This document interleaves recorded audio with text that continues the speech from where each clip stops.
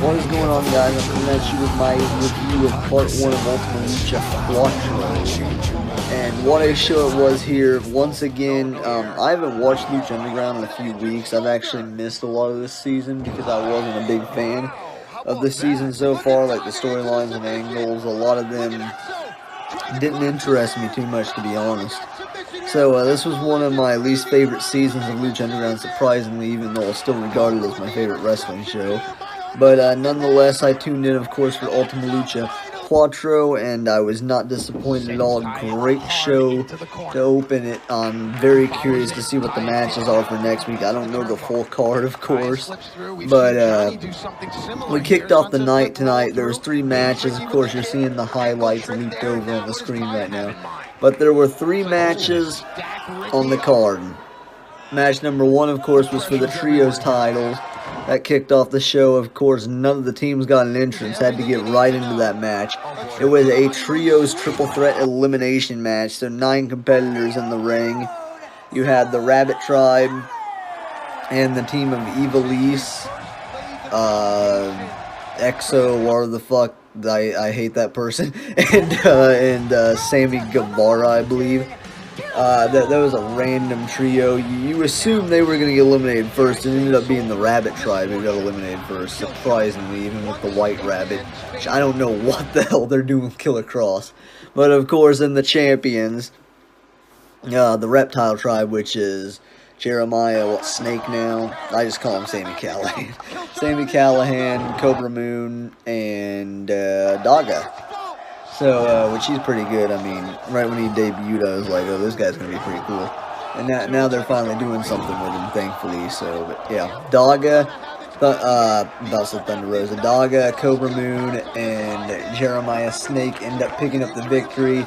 The Rabbit Tribe gets eliminated first, I believe, by Evilise. Evilise catches one of them with a roll-up. They are not happy at all, or maybe it was Guevara, I can't remember. That team eliminated the Rabbit Tribe anyways. Of course, Killer Cross is not happy at all. Apparently he's been using the Mandible Claw, which I hate. The Mandible Claw is so overused and so corny. I mean, I don't like it. Like I said, I don't know what they're doing with Killer Cross. It's hilarious to see him out there standing in the ring with Paul London with that dorky ass smile on his face, and then whoever the hell they got, which is the mini wrestler, the luchadora, that's is a midget, for lack of a better term. But nonetheless, they're a very interesting Rabbit Tribe. The first one was a lot more comedic. This one's still funny as shit, don't get me wrong, but like with Killer Cross in there, it's a weird dynamic of comedy with a very serious wrestler. And I guess they are strictly calling him the White Rabbit. He's not Killer Cross or Kevin Cross at all, so it's a little weird. I don't like that either. But of course, Cross starts out strong. He's just taking out everyone. He done a double mandible claw, like a jaw grip, and then like planted their faces on the mat. Like he just ripped them down by their jaws into the canvas. Can't remember who he did it to, but it's very cool. Crane, of course, ends up being the first one to take him down with a diving tope to the floor. Very interesting there by Jeremiah Crane, letting him be the first one to take him down. Of course, Crane and Thunder Rosa, the Cobra Moon, always have great tag team moves. That's what I've noticed with the Reptile Tribe, is they work very well together. Daga really feels like the one that's going to get pushed out of the 3, though, obviously. So we'll have to see if that happens. You know, like take the Undisputed Era for example. Like they're all really good, but you know Adam Cole's the leader. Like he's the standout singles guy. Well, that's gonna be Daga, I think.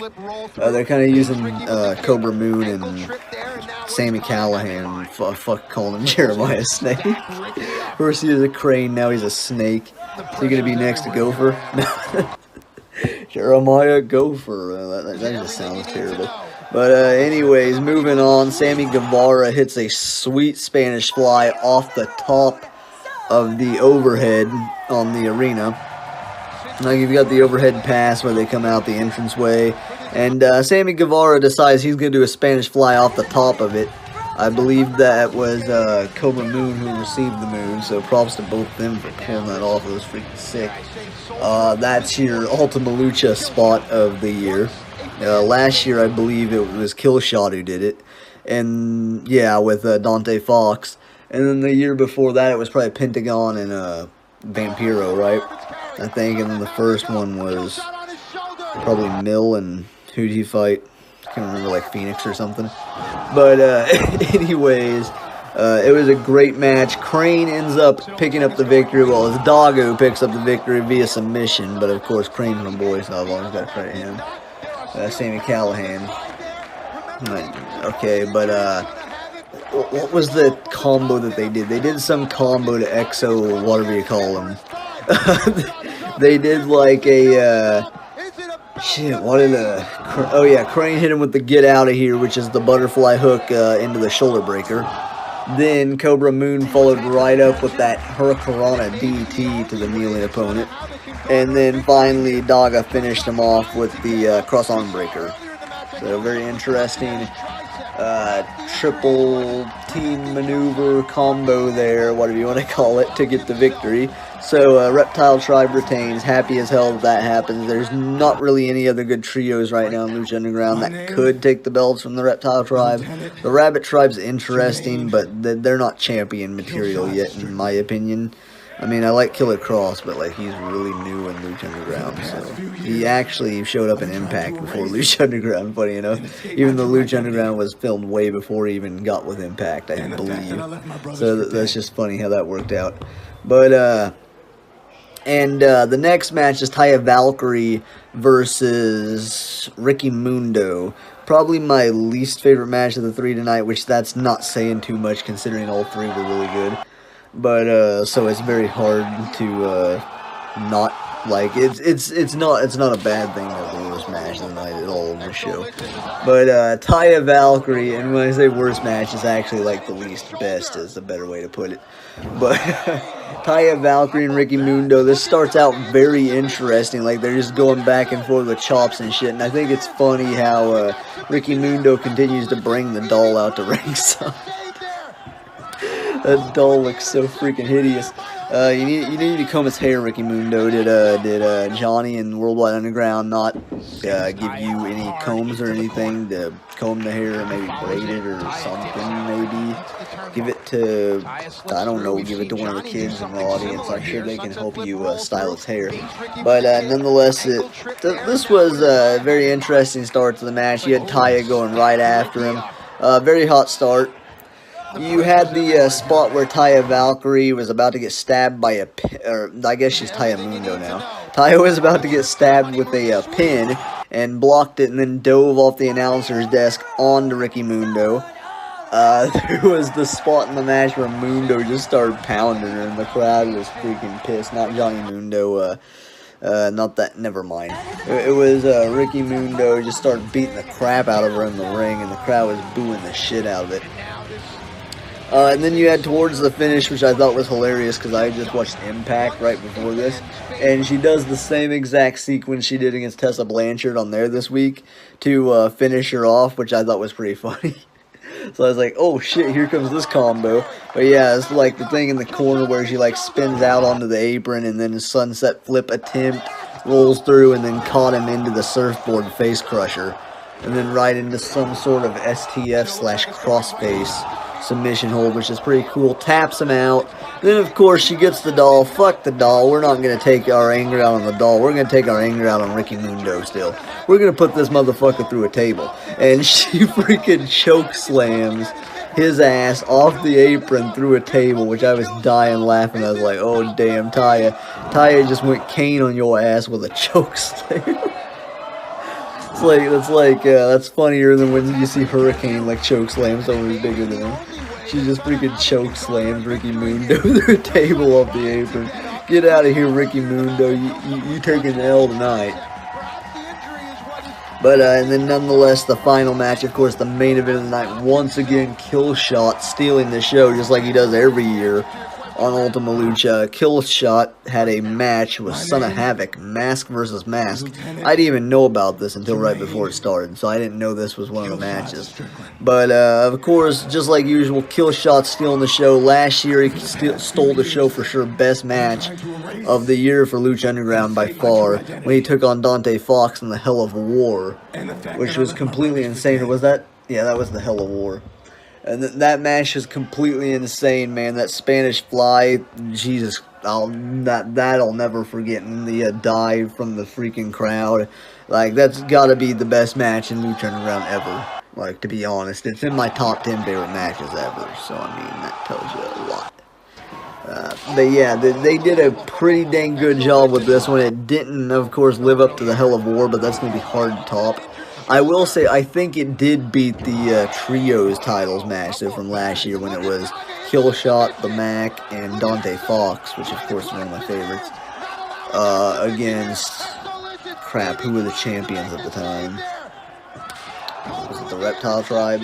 Might have been the no. Can't remember who the champions were when they were facing them, but nonetheless, they ended up winning the Trios titles back then, and tonight I would say this match was a little bit better. At the end, Killshot ended up losing his mask, which sucks, because like I said, he's had so many great matches under that character, so seeing him have to lose that character really sucks, because now he's going to be known as Jermaine Strickland, which of course it's cool that he kept Strickland. I don't know why he's Jermaine and not just Shane, but nonetheless, of course they wanted to put their own little touch on it. But so he ended up losing after having to get strapped to a freaking gurney and then getting hit with a star press.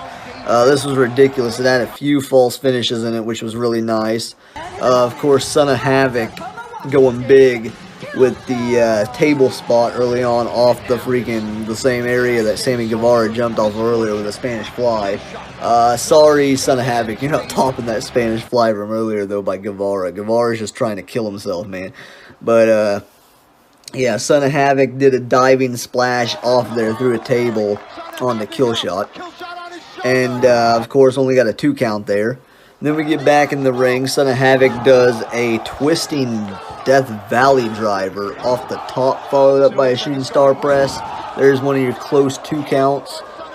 Your, I'm saying way too much, but I just did this review off the fly. So. But that's the, one of the, crap.